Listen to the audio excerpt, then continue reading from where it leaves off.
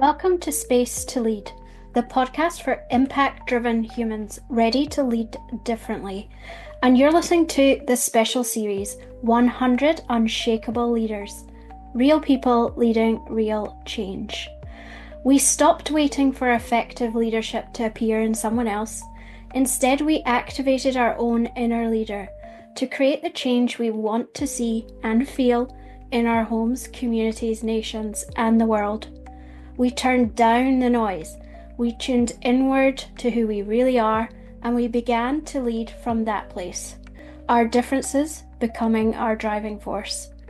These are the stories of everyday people, change makers, community leaders, norm disruptors, who activated their own leadership and left a legacy of impact. One conversation at a time, we're changing what leadership looks like and feels like forever.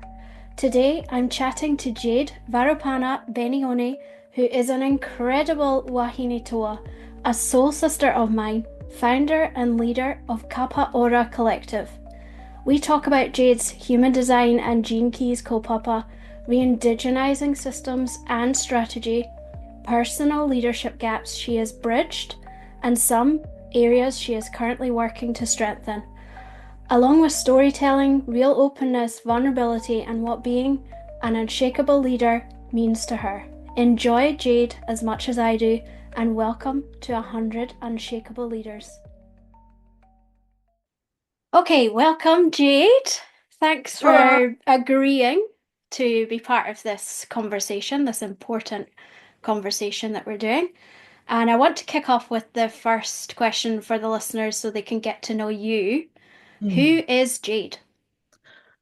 Kia ora. Okay, so ah, I'm going to introduce myself in the way I would, you know, when I think about that question. Who am I? Where am I from? So, i te taha o tōku pāpā, no Araura no Kiribati o te moana nui a Kiwa, mai au. So on my dad's side, I'm from the Cook Islands. Ugh, that word. Uh, and I te toho o tōku māma, ko Tainui, rau ko Matahaurua o ku waka, ko Huturoa rau ko Kupe o ku tūpuna rangatira. So the canoes that I descend from are Tainui and Matahaurua. The chiefs of those waka, of those canoe, are Huturoa and Kupe. Ko Apakura, rawa ko Papauma, oku ariki te Pairu, me nā iwi, me nā hapu, me nā marae. So the two chiefly matriarchs that I descend from are Papauma and Apakura. He uri a hau I a rātou, so I'm a descendant of them, and that's who I am. Ko Jade Varopana Benioni a hau, I am Jade Varopana Benioni. Kia ora. Kia Kia ora. ora. Yes, thank you for that. Right. So you're from the Cook Islands and Aotearoa. Yes, that's right. Yes. Yes. Cool, cool. Um, so let's riff a little bit on how we connected, because I just want to tell a little bit of that story, and the magic that went along with that. So, you put out a post asking, who wants to support my initiative, my kaupapa, Kapa Ora Collective, which we'll talk about in a minute. And we're going to talk a bit about human design because that's all your jam. And me being a sacral generator, I responded like it was a whole body. We've followed each other for a while, but this was a whole body response to the call that you put out. And so when I was like, yeah, sent your PM, see what you needed, we just hit it off from there, even though we'd connected a few times before in the past. Um, and so we ended up jumping on a call, and it was just so beautiful the way we were able to support each other, hear each other. And that's where this idea was birthed, wasn't it? Yeah. Yes. Yeah. That's So I just loved that. And I thought I'll give that as a bit of context to how we yeah. connected and how we know each other, because it was just, I'm very grateful for that moment. And so let's talk a bit about Kapa Ora Collective that I mentioned. That's, your mission, your kaupapa, the Mm, impact you're leading. Let's talk about all that stuff, what you're here to change. Anything you want to share there? yeah, beautiful. Okay, so I've been a coach for 9 years, and I live in Melbourne, in Naarm, which is the Aboriginal name for Mm, Melbourne. So I live here on country in Naarm, and I started out, and I went through the coaching institute, and this space was very Western. mm, The techniques and the methodologies I was learning very Western, and I loved it. And you know, as the years went on, I my business was called Unearth Your Worth, and I kind of got to a point where I had gone full time, then went back to work. There was just so much pressure of running a business, and I, just honestly went back to work because it was easier. And I think my wairua, my soul just needed a bit of a break and needed to better prepare. Looking back. Anyways, there was a point where I looked back on the journey of Unearth Your Worth, and I just looked at who I was now. yeah. Well, actually back in 2024, I looked at who I was and where I'd come from, and just who I was different. I had reclaimed, um, I'd come home to me a lot more. So reclaimed who I was as a wahine Māori from Araura, which is the island that I'm from in the Cook Islands, and I kind of prefer to use that name rather than the Cook Islands, and from Sure. Aotearoa. So I just could see that this journey I'd gone on, and the roots, the foundations of Unearth Your Worth, like I had kind of rerouted myself, and so I knew that it was time for a transition, and for a waka, or for a business or a kaupapa name, and just a new waka. Yeah. So I think about the image that just popped in there is like my ancestors voyaging over the centuries, and it's like new waka would be built for new voyages. And that's what it felt Yes. like. So it was time to build a new waka, and that was done through listening, through wānanga collaboration, just talking story with those close to me, and slowly this waka was carved out, and Kapa Ora came to mind. And the foundations, the values, the intentions were all reformed. Those foundations were all created with with the mindset, with the values, with the with the attitudes that I hold now. So an evolution. So that's where Kapa Ora come from. And I mean, the name itself, like Kapa Ora, it's like group wellness, Hmm. collective wellness. And It's if, beautiful. I love it. yeah, thank you. And I think the part I love about the name the most is the word collective.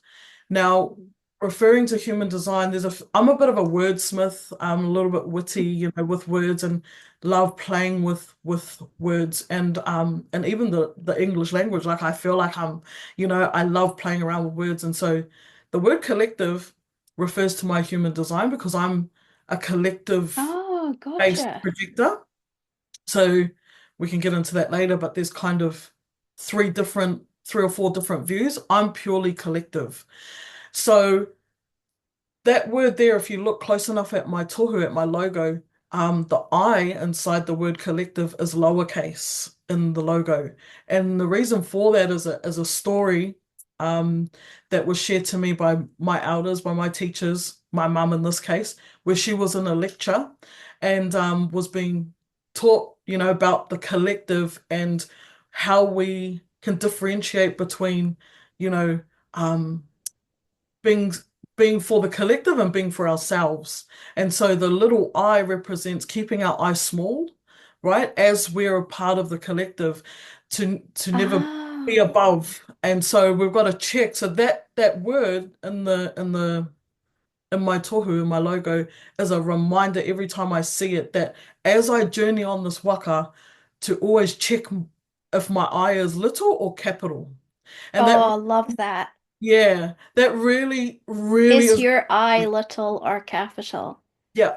So when I'm Mm. leading, is my head getting too big? Is are my Yeah. intentions straying away from the initial kaupapa that this waka was carved for? So it's a constant check-in every time I see that. Yeah, Yeah, I love that. Thanks for explaining that because I did notice the little I and I wondered what the meaning was behind that. And yeah, so the meaning behind it is vast. I love it. it's good. It's good. Yeah, yeah. Um, Awesome. can I just expand on that a little bit? Yeah, go for it. Yep. And it's a little bit of a conundrum for me because I do stand behind and teach things like human design and gene keys, and obviously a human behavioral coach that helps an individual to stand in their mana and to stand in their individuality. Mm. And then so I was like, well, how how does that work where we're like need to be a part of the collective, but we're in our individuality? Uh, how do we manage that? Mm. And that's what that tohu reminds me of, is that we can stand in our uniqueness because our gifts come through there. What we have to offer the collective to our highest potential comes from Hmm. that place of being confident to be in our uniqueness. However, we need some measures to check ourselves if our desires are starting to turn into power over, if our intentions are straying way too far from the kaupapa and pulling the waka off course, we need to have those measures in place to pull us back. So it's a yes and situation, like, yeah, be who you are and know that, know the parameters. Yeah. Yeah, yeah, because we often forget that more things can be true at once. The yes and, Mm-hmm. sometimes we get into that way of thinking where it has to be one way or the other, you Mm-hmm. know? But the yes and is so important. Mm-hmm. Yeah. And when I'm thinking about that, I think about impact and how what you're saying is if we know our individuality, are if we know our strengths and if we have the tools to utilize them, we can, as a collective, operate more effectively towards what we're there to achieve, what impact we're trying to create, what future legacy we're here to make sure exists for our mokopuna, our future generations, you know? Tika. Yeah. That's what I hear when you say that. Mm. Yeah. Yeah, awesome. So, why did you create Kapa Ora Collective? Were there like signs or whispers or like little nudges for you to create it? Like, how did Kapa Ora come to life? So, yes. And I think I started to mention that in the previous share, which was I knew I was going somewhere else. Yeah, Waka that I was traveling on, Unearth Your Worth, which was my first yeah, business, um, it wasn't fit for purpose. okay. The foundations, the the values, how I built that, it wasn't fit for purpose for where we were going. So I Mm, knew I needed to build a new waka to be able to travel to be able to voyage where we were going, which I didn't know where I was going, right? yeah, yeah. That's all I knew, was that it just felt like I needed to create something with new roots, new values, new foundations, Mm, so that wherever we're going, we make it. Um, and and then I just was sat in wānanga with it, sharing the idea with people around me, and I would get little visions or yeah, whispers, oh, you nudge. got visions. Yeah, Yeah. And then I would yeah. just talk, just be in wānanga with them and share things. Um, And yeah, just over time, it started to form itself. And then I was set to go to, where we go? Hawaii in 2024. Yes, because we're in 2025. And I launched it then actually, and it was so funny because it was like I was launching to go across the seas as well, back to Hawaii. And so I knew that it was the time then. But there was just a lot of sitting in silence and just listening to what this was about. And I think that time in silence was really about me readying myself. Mm, Because yes, this is a business that creates revenue and resources, but the intentions are so much different. Um, as you know, my eye is little. I need to yeah. eye little. So yeah, just a lot of time in Wānanga and then but pretty much how I've built Kapa Ora to this day Hmm. is listening. And then when the tohu, when the visions or the ideas would come, I would action. And if they Yes. were easy, if they just pop, popped out, then I would carry on. Yeah, because I knew Yeah. that I was working in alignment with yeah my tupuna or yeah. So this business is very you know this strategy is very our Wairua led. Oh, I love Yeah. that. Hmm. Yeah. And so just to rewind a little bit back to when you were feeling that Unearth Your Worth needed to evolve, because I'm just thinking about how the listeners might be in a similar situation where they feel change is coming, change is needed, that evolution, whether it's in business, in community work, in whatever area of their life. How did you how did you know it was time to evolve it? Like what was happening in your life, in your business, in your thinking, in your feeling? How did you have that knowing? Okay, I would reflect back and see how my systems and strategies were set up in Unearth Your Worth. For Hmm. example, um, I would have contracts in Unearth Your Worth, and I work with clients, and we would have contracts. And if those contracts were not agreed to, we would have conversations. Hmm. However, during that journey towards the end of Unearth Your Worth, I stopped having contracts, right? And had full trust and more like agreements so that everyone was clear. However, um, my value on, you know, supporting people where they were at wasn't just for the money. So, for example, I had a client Mm. who could no longer pay, and her financial situation had changed immediately and for good reason. And I let her out of her contract. And it was through these books that I had read, and books help us open our mind.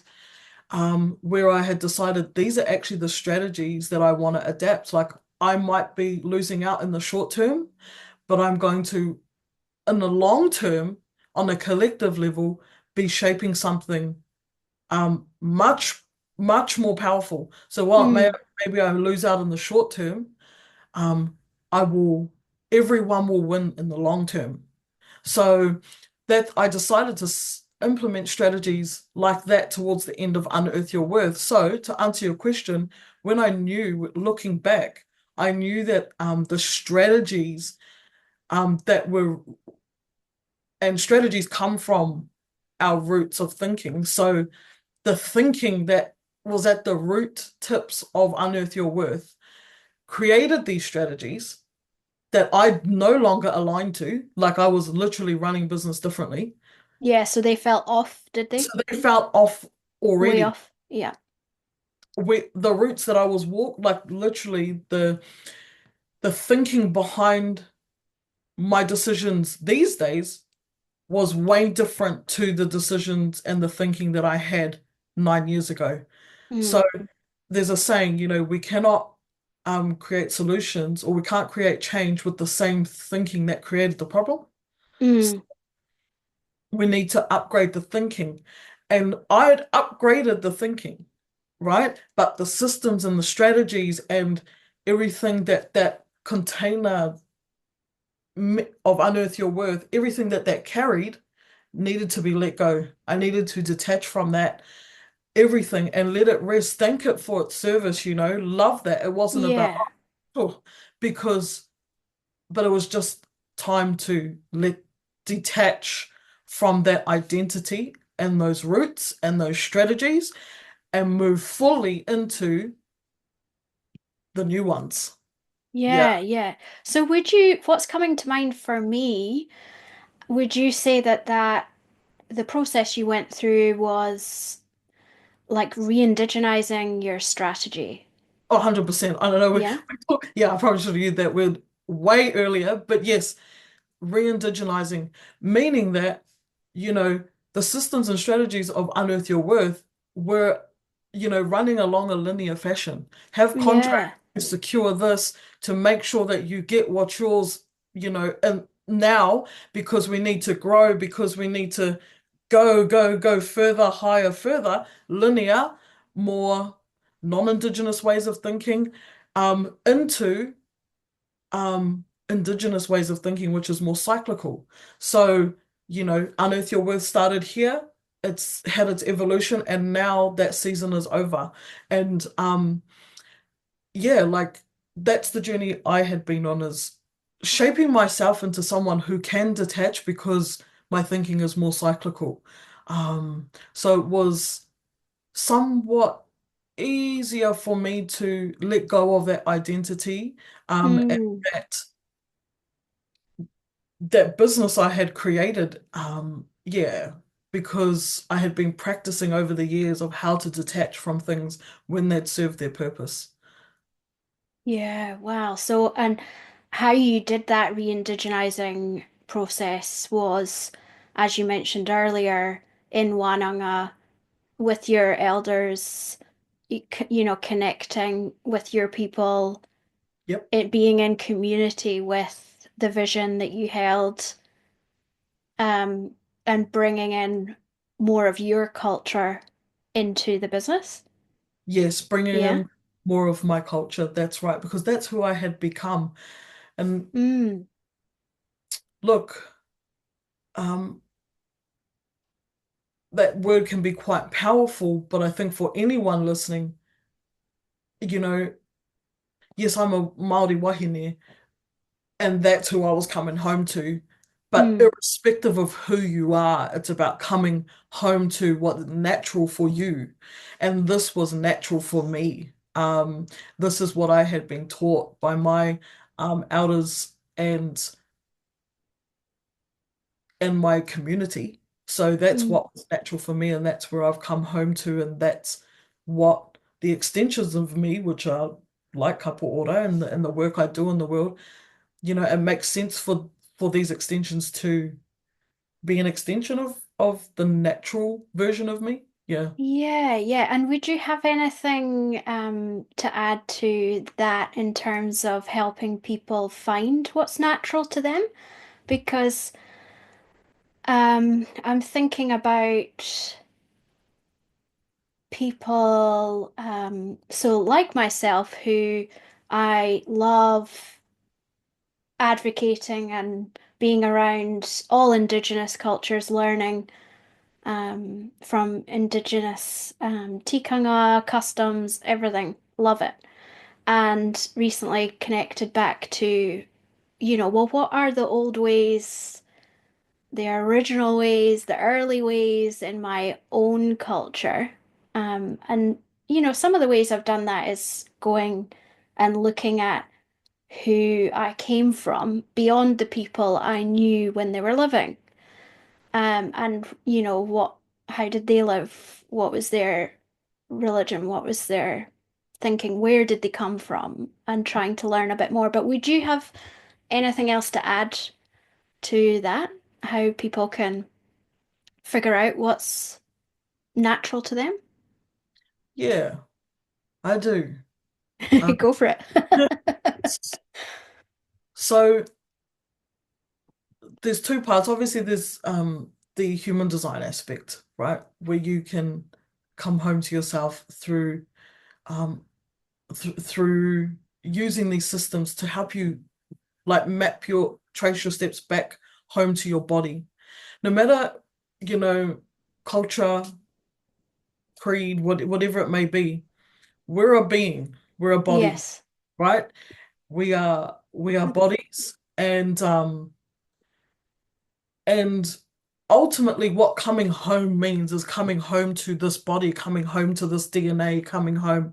So yes, tracing your roots back through your whānau, through your whakapapa, Mm, family, genealogy, that is powerful, right?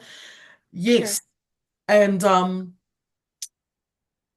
that's all coming back to how your body is made up because your DNA is in there. So Mm, you definitely I would recommend taking that journey, right? Then if that and don't discount, okay, I'm just speaking freely here, sure. like don't discount if if you're listening to this and you don't come from, an indigenous culture, for example, or you don't know where to begin there and you're like, oh, well, you know, don't discredit the power of your roots, yeah? Mm, Even if that is you're just going back and finding out who your great grandmother is, or you know, however far it goes back, that's sacred to you and to what's flowing through your veins. So hmm. go through that process, and you will come home just by learning the names of your ancestors and going through those journeys and finding those stories.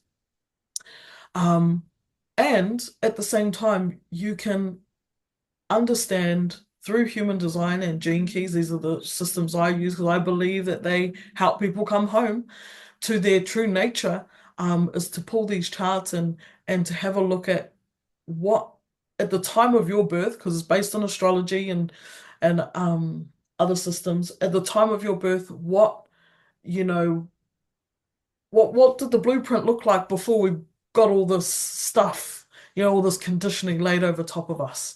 What did the plan look like, right? Now, like one of my teachers says, don't be a dumbass and just pull the chart and go, that's me, right? This is what I am.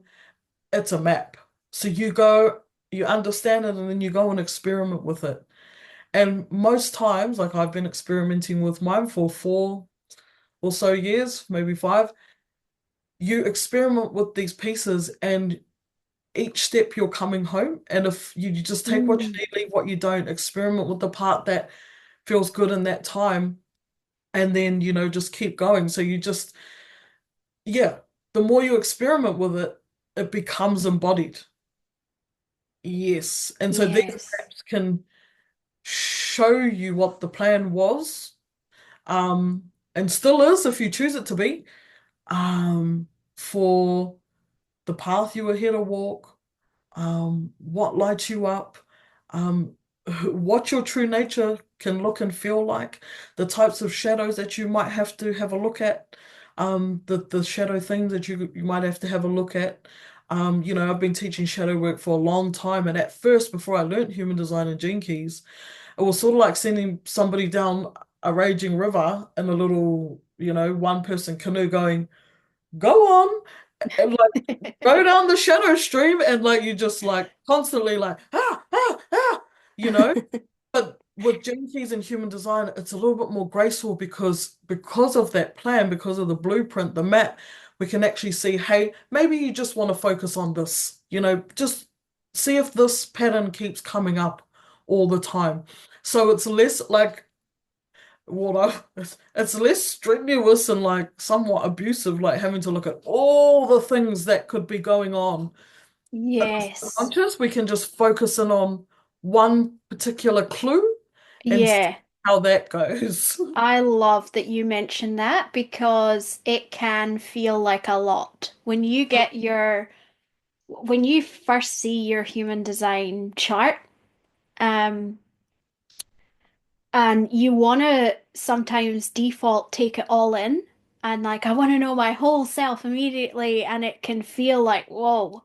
But sometimes what I've learned about it is taking one piece at a time, and feeling into like what part I need in this moment, what part I need to focus on, and um, or what part am I called to kind of see within my chart. So that's the human design aspect you're saying is the blueprint, the map to who you are, to your coming home. What's the gene keys part? Yeah, good question. Okay, so Gene Keys was founded by another manifester who was an original student of the founder creator of human design. So he was one of the first students. And being a manifester, these concepts, ideas come through and they just have to go to work, right?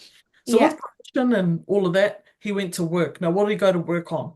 In human design, there's heaps of things, but one part in human design is what they call an incarnation cross.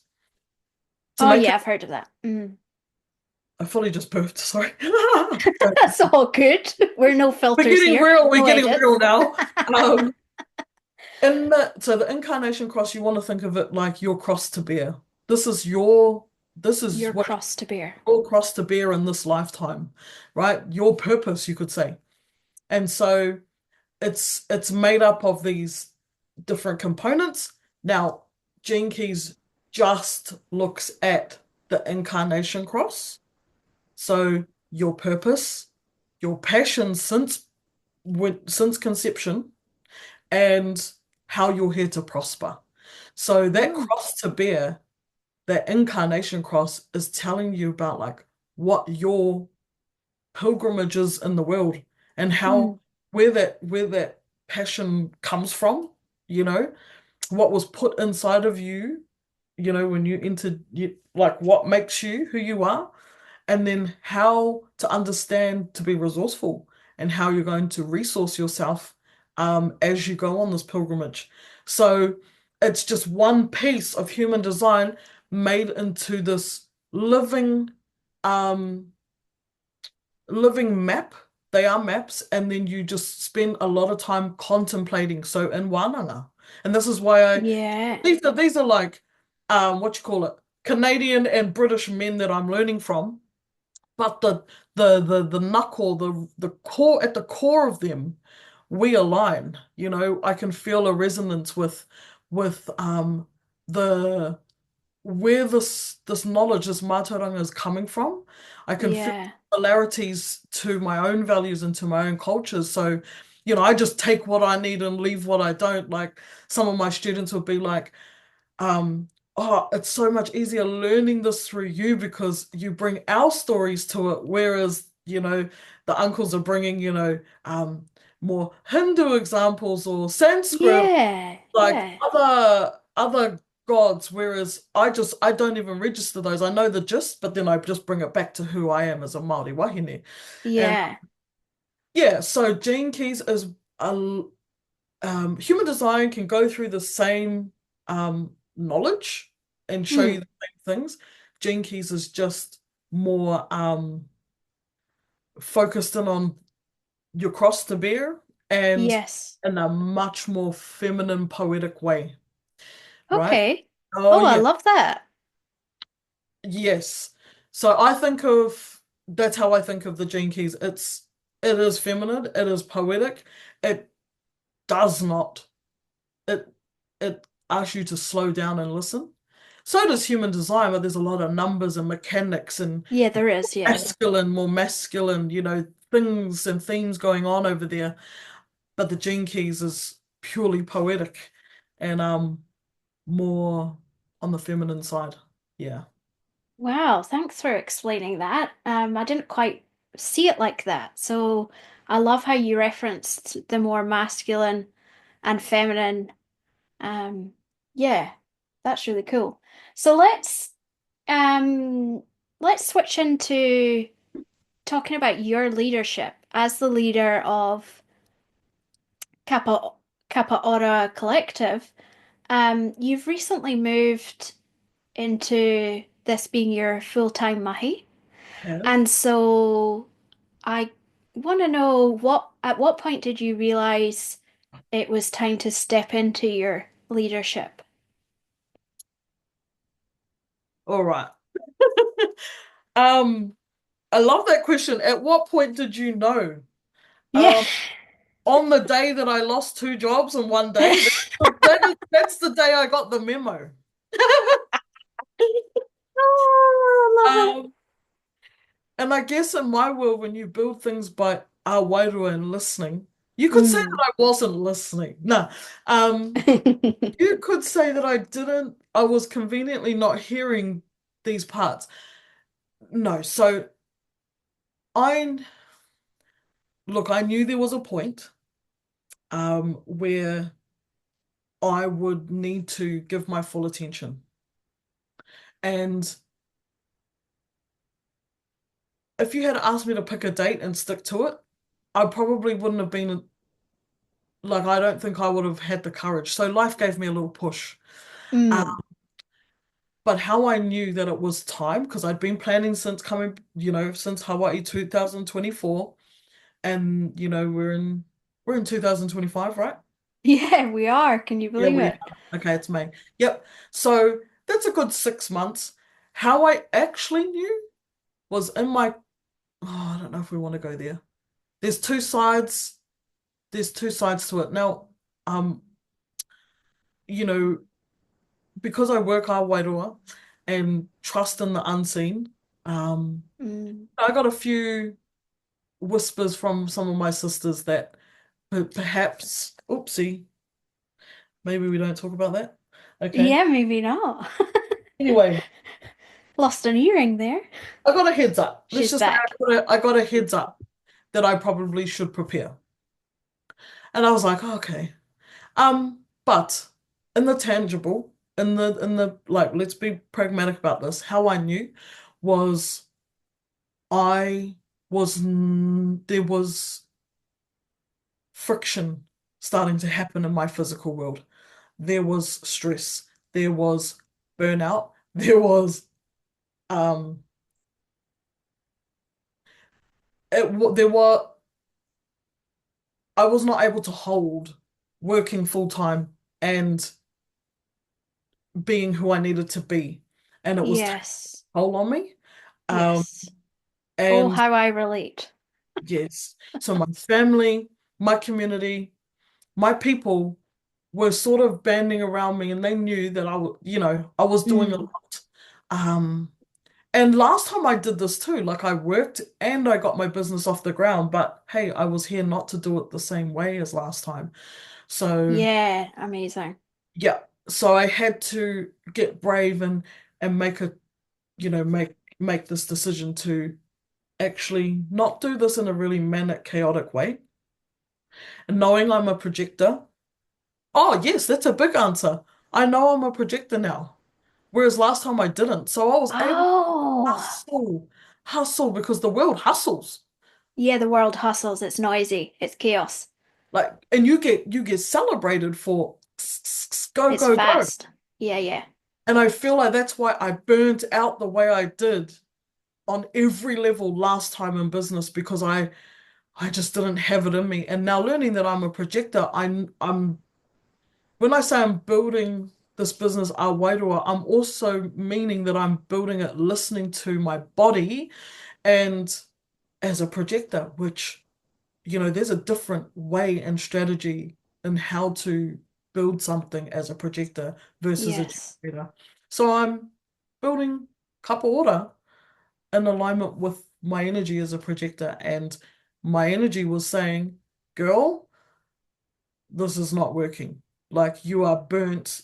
You're literally doing three things in one moment. Yeah. Like, you're not okay here. So I lost two jobs accidentally in one day, and so I resigned. I got an offer from for a new role, and I was like, "Yay, yes!"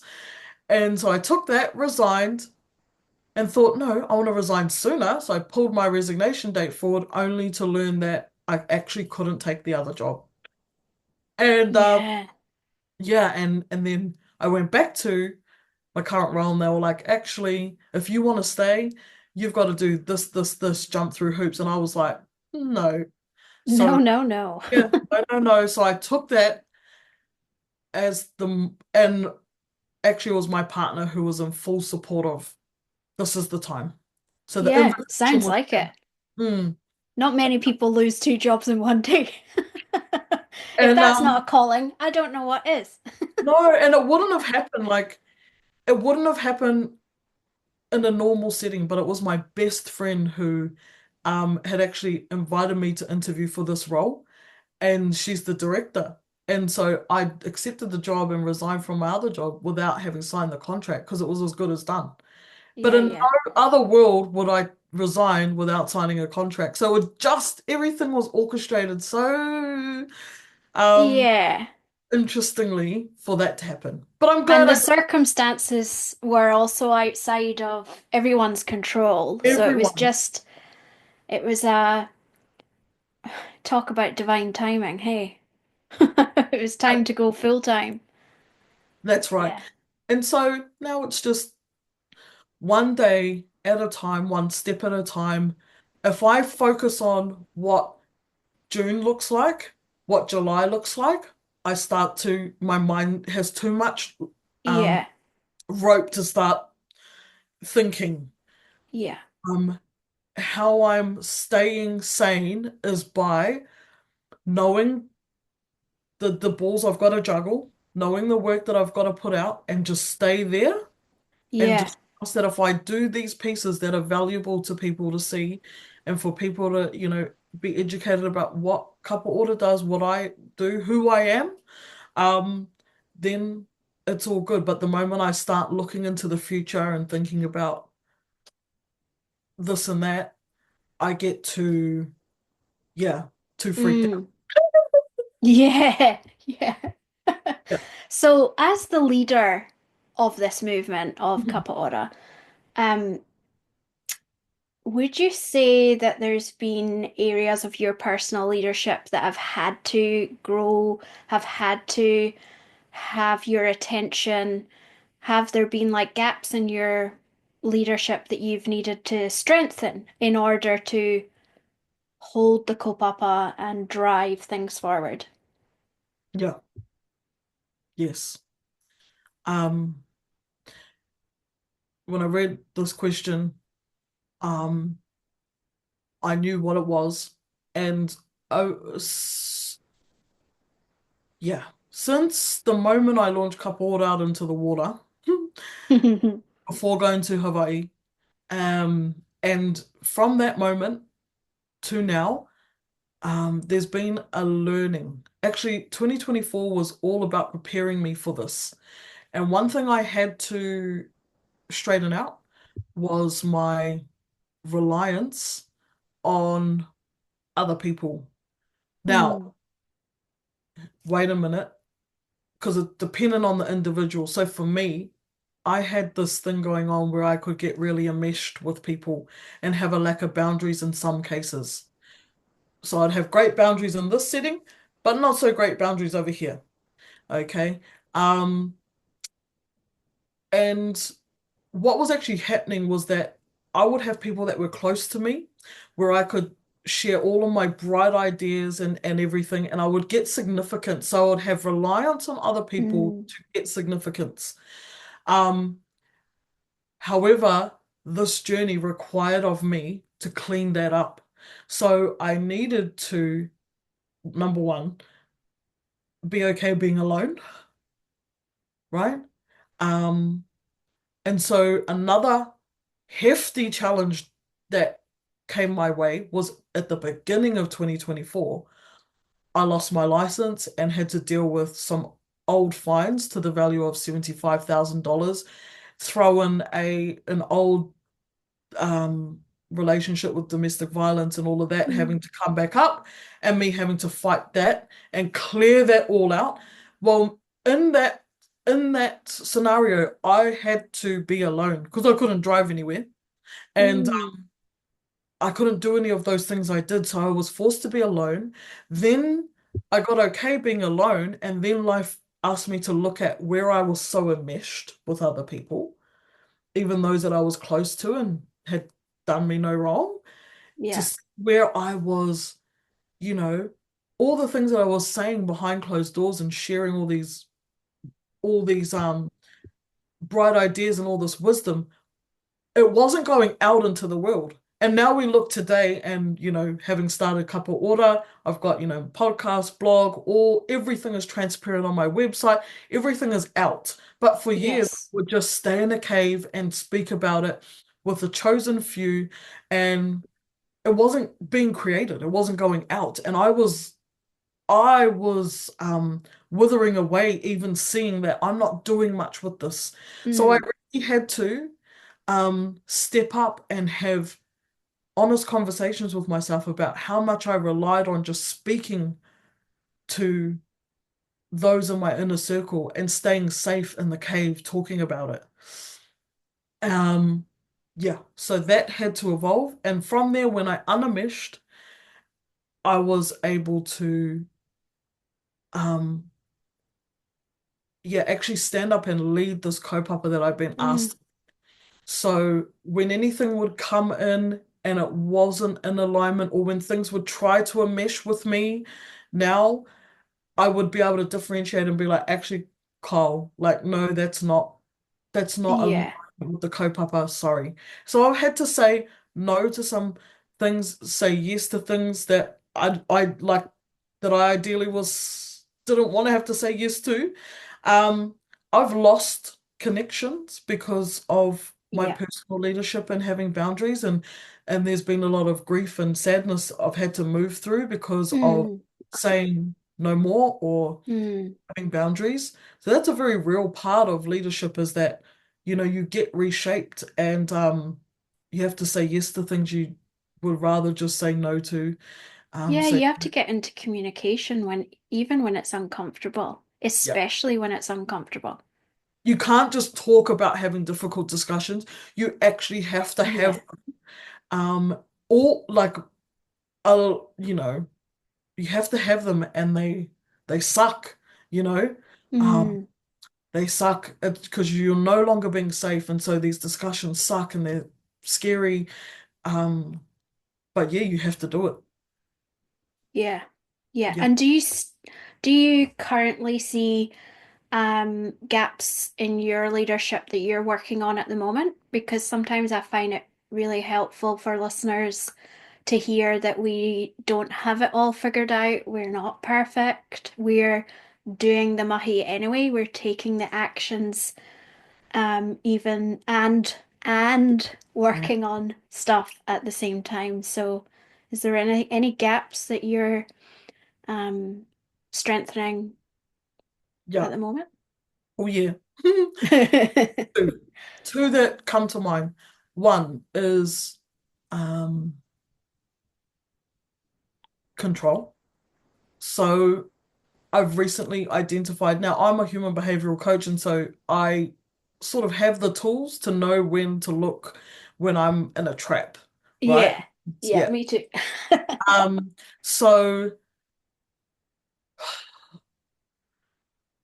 and to have that self-responsibility enough to know, hey, this could be a me thing, not just a them thing.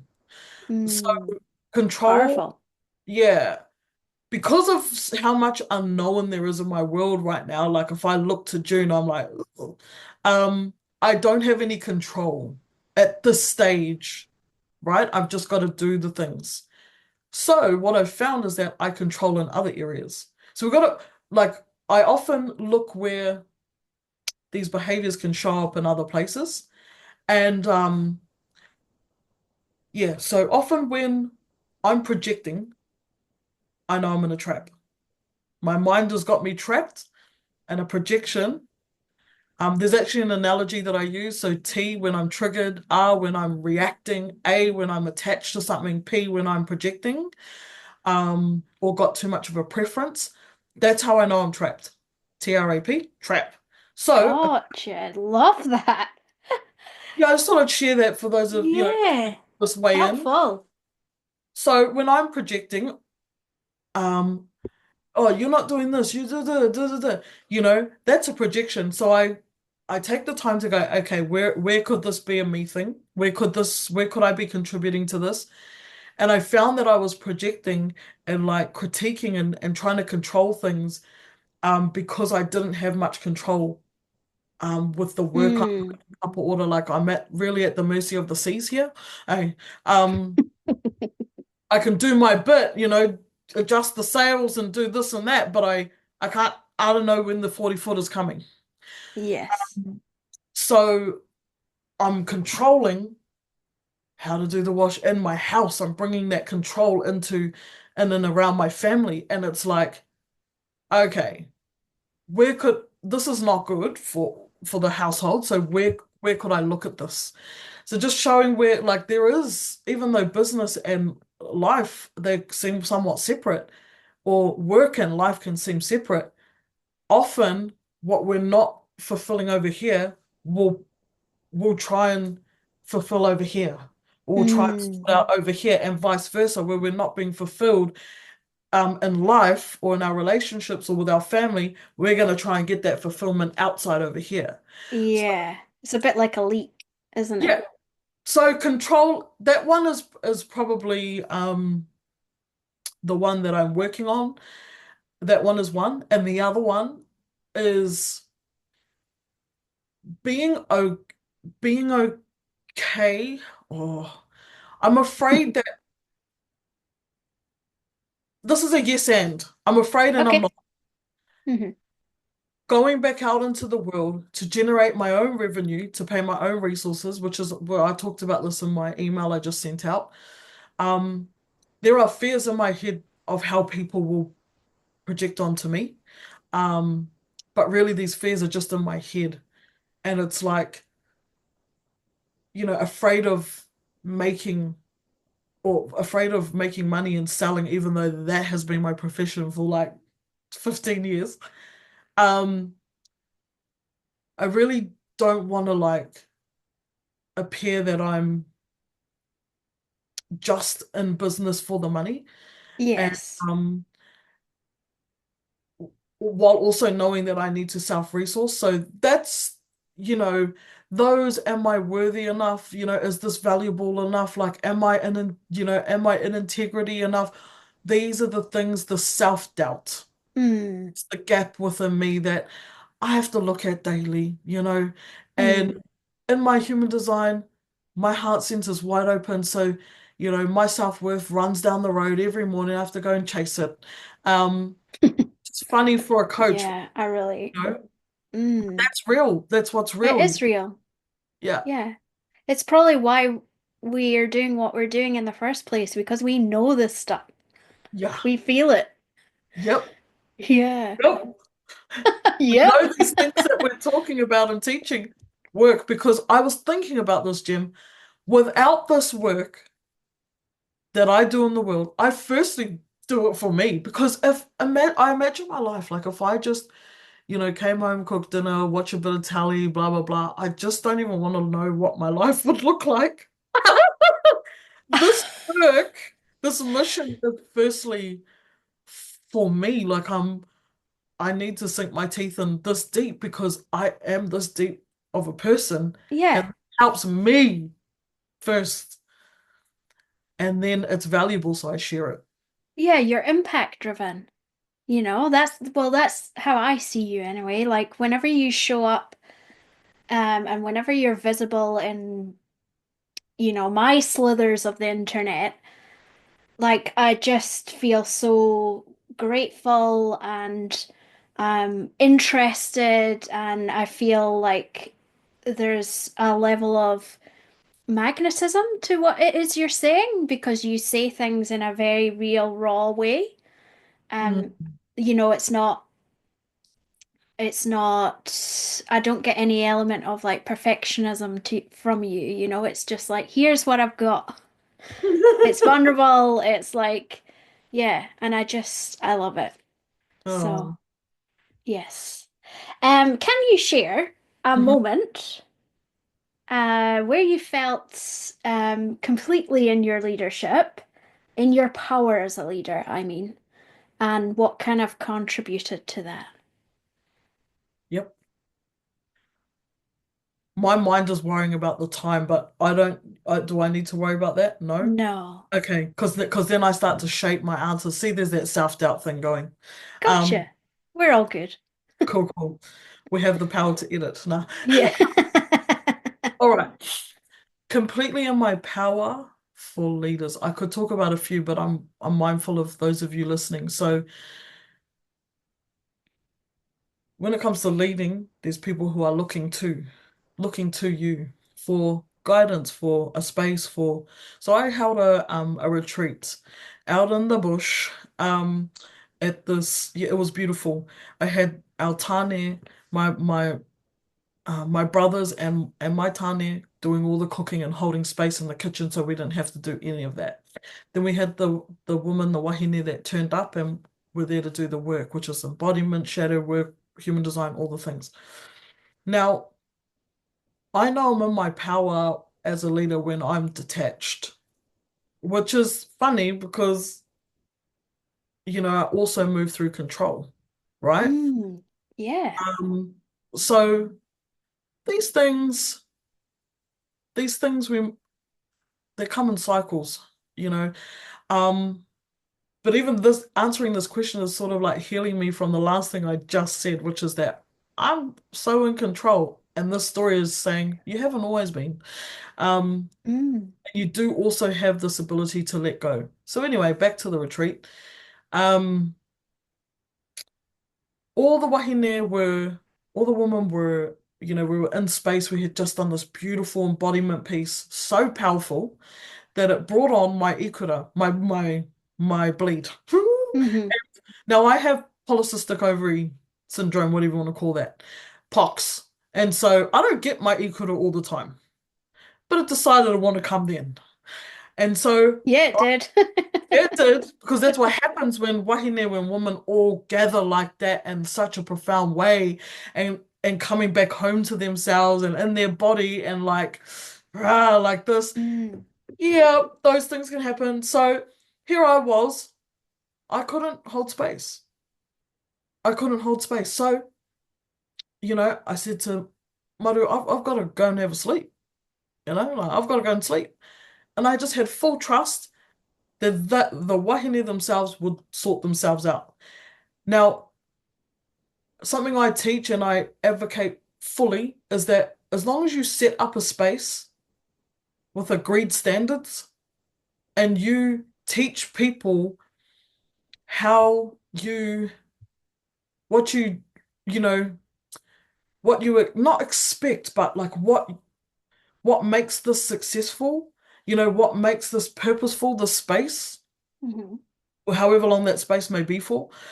Um, as long as the setup is done well and you are solid in like letting people know who you are and what you stand for and what you don't stand for as a leader, then people can organize themselves. Yeah. Yeah. Yeah. Um, I pride myself on like being this leader who doesn't want to be in the spotlight as a leader. Mm, Yeah. Like yeah. because Empowering others, not micromanaging kind of that's vibe, you right. know? Yeah. So it's this attitude um that I have where my job as a leader is to set up the space clearly and well and be ready to call it out if it's not. Yeah. It's not if people are going off kaupapa, if people are going on their own way, or what some behaviors are not, safe or Mm, helpful to the kaupapa, then to call that out. And then from there, that's just my unique little job as a leader. But then when we're jamming, when we're in the work, we're all on the same level. yes. I'm learning from them as much as they're learning from me. Even though I might be the one drawing some things on a whiteboard or facilitating the movements. I'm I am there learning as well. So I'm both the leader and the teacher, Yeah. right? In some moments. And they are both teaching me and, learning as well. Yeah, So, and passing on what you know as the teacher, as the leader to those in attendance is activating their leadership. yes. Yeah. And allowing that to come out, Yeah, allowing that, nurturing it. nurturing it. Yeah. One of the things I would also do in session is like if someone's working with me for 6 months, towards the fifth, 6 month, I would actually get them to see if they can coach me or like Mm. ask questions because I'm so transparent and on their same level and I teach through story, they'll hear my stories. They'll start to, how's things going? Blah, blah, blah, and and then all of a sudden they will start to be able to identify things. Yes. Yeah, so it was like a Yeah. little, and they were like, oh, I can't coach you, or I can't hold space for you. I'm like, why not? You know? Yeah. So, anyways, um, when I felt completely in my power as a leader is when, yeah, when I can detach and Yeah. trust that the collective will stay on kaupapa. And Yes. that's taken a lot of a lot of trust and yeah, like just seeing how it's done the other way. When I want to Yeah. be seen up the front, on a stool or a pedestal, getting all the glory and building authority, like that stuff is like, okay, but it doesn't work for me. That's not what's natural for me. Um, Mm. and yeah, I've just learned that people can become reliant when we lead from that place. And I don't want my clients or people being reliant on me because I need them to like grow their wings and fly away and to be Yeah. able to like actually fly. Yeah, and not be Just don't dependent. not be Yeah. dependent on me We're because not here to enable some sort of dependency, it's about leadership, self-management, and knowing who you are and standing in your own power that's right. as part of the collective. That's right. So Yeah. yeah, not wanting to create a dependent little army of clients and people and community on me is what's contributed to that because it's Yes. productive. I'm like, I can't fly for you. So I need you to be able to fly. I need you to be Yeah. self-reliant. Yeah. So detaching is I love that. Great example. thank you. Ooh, love that.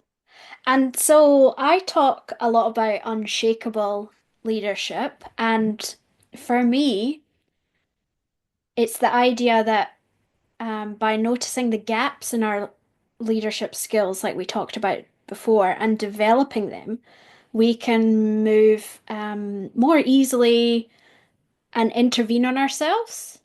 Um, we notice what's needed and we know what's needed within us.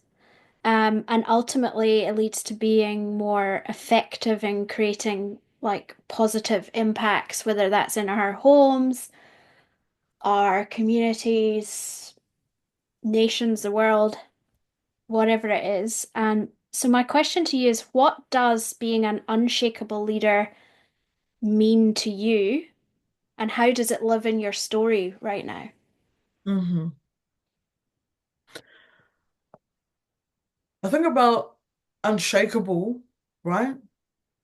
Being able to withstand something. So when the ground shakes, that your Mm. roots are planted firmly, right? Hmm. And so you're unshakable. I'm not religious, but a parable that really has I've told many times over and over again is that the man who builds his house upon the sand, when the storms, the winds, the rains come, he'll be blown away. But the man who builds his house upon the rock, Yeah, when the storms, the winds, the rains come, his house will be I love that. secure. And I was Yeah. like, love it, you know, because if you dig deep and you do the mahi deep, You can tie your home, you will be safe inside. But if you just surface work and tie your house down to the sand or whatever, when challenges come, you will be blown over. And Hmm. so what's made me be an unshakable leader, firstly, is to know myself. How have I known myself? Human design. Yes. Gene keys, my whakapapa, my culture, who I come from, where I come from. Know myself. This is probably how I could have answered your very second question. It's all Know good. yourself. How do you come home? Know yourself. That's the bucket. That's the basket. That's the Yeah. key. And the ways you can do that, human design, gene keys, astrology, who knows, whatever other map you want to use, or culture, whakapapa, genealogy, stories. Um, yeah, know yourself. When you know yourself, you build this knowing. You Yeah. you you know, and so when someone tries to tell you about you, or when someone tries to come and blow you over and make you feel, or not even make you feel, but when their actions or their words may have previously tried to like throwing you off or made you feel Mm. some type of way, now because you know what's correct for you, now because you know where you stand and where you come from, that which used to blow you over doesn't. Yeah. It Yeah, makes those boundaries way easier to implement and then maintain them. that's right. Because That's right. it's like, I'm getting into communication here, and because I have this deep knowing, and what you're saying doesn't align with that deep knowing, and I'm just gonna let you know that. That's right. So can I Yeah, give an example? go for it. In a role, where I was knowing myself and how I work as a projector, and I've gone quite deep into my human design and experimented with it. So I know things like I don't deal well with a lot of sound around me. When I eat, I don't like to talk or to be around other people. So when you go into a corporate setting, you guys want to go for lunch? I say no. That makes me Hmm. look a little bit weird, or maybe not a team player, you know? But having to educate these things. Anyway, in the sales environment, it's very loud. And so I moved away, and everyone was made to move closer. Why is everyone like going away? And I said, no, thanks, I will stay where I am. Um, the sound. Other people tried that, but they didn't stand on it. They kind of folded and moved. I did not, because I knew why I was saying it. I knew the roots and where I was coming from. I knew that if I went into that environment, they would not get the output that they wanted from me. So, Yes. for all of those reasons, for my sanity, for my safety, for my peace, and for their output, for all those reasons, the way I said it was, no, I'll stay here. I'm comfortable here, thank you. I work better when I'm over here because of the sound. So, um, yeah. So Yeah. these are examples Strong where boundaries. the communication becomes clearer. There's something they can hear in their voice. Now, some of the other Yeah, people it's said directive. It's yes. Some to the people point. said the same kind of thing, but the energy behind it was different. The Yeah, it knowing, wasn't clean. no, it wasn't clean. They didn't really know while they were saying it. I knew why I was saying it. Yeah. So when that expression, you say it with your chest, right? That's sort of what it feels like, is like you're sticking up for who you are Yeah. Yeah. and what makes you you. So yeah, that's how it's showing up in my story right now is and even leaving the job, like, no, I won't. Like I know, no, I won't jump through all those hoops and do all those things. No. Thank you. Yes. Yeah. And that one is quite scary because now I don't have an income coming in from, her salary and things. So it's about being consistent. Unshakable is like being consistent though. Like how Hmm. one thing is how we do all things. So if I'm saying no, I don't want to move closer, or no, I prefer to eat lunch on my own, knowing myself also, I have to be consistent even when it's a little bit inconvenient. Yeah, yeah, yeah. It's just very, this is the situation and this is the action I'm taking anyway. Yeah. This is how I'm feeling today. I'm going to honor that. I'm going to pull back or I'm going to move forward, be more outward, whatever it is. And this is how I'm going to look after myself. And this is the action I'm going to be taking. So yeah, another awesome example. So if people walk away with one thing from your story, I mean, people are going to walk away with many things after this conversation, but what do you hope that one thing is?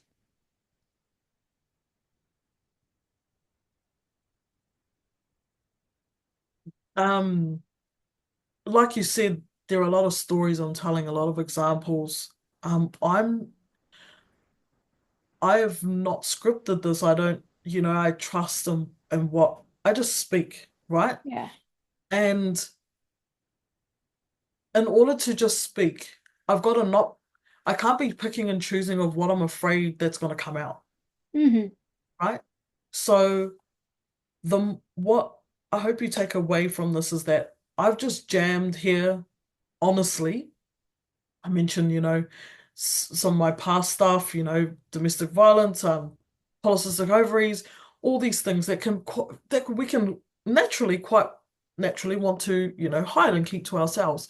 I Yeah. think what makes us strong self-leaders is that we get honest more often, Hmm. and not just in safe spaces. Um, you know, but practice being outing ourselves in the things that haunt us or make us fearful or keep us really stuck, finding an outlet for us to develop, finding a way to develop the muscle of just outing what's going on for us. Hmm. Um, and that way, when we out these things, we clear up space. Like Totally. when we declutter our homes, declutter our fears and our things that we're storing inside, let them out because shame loves shadows. So once we let it out and let it be witnessed or heard by another person, now all the catastrophizing in our head, like, oh, what if I say this and this comes out? Or Hmm. what if I say this and blah blah sees me? All of these fears that get catastrophized, they got no power because we've already let it out. And Yes. that's what makes me the person I am, is that no one can come to me and say anything that I haven't already said to myself or that I already haven't admitted Yeah. online Yeah. myself. So Yeah.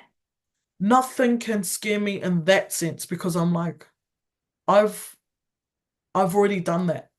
Yeah. So that allows us to be more honest with other people, more open to other people as well.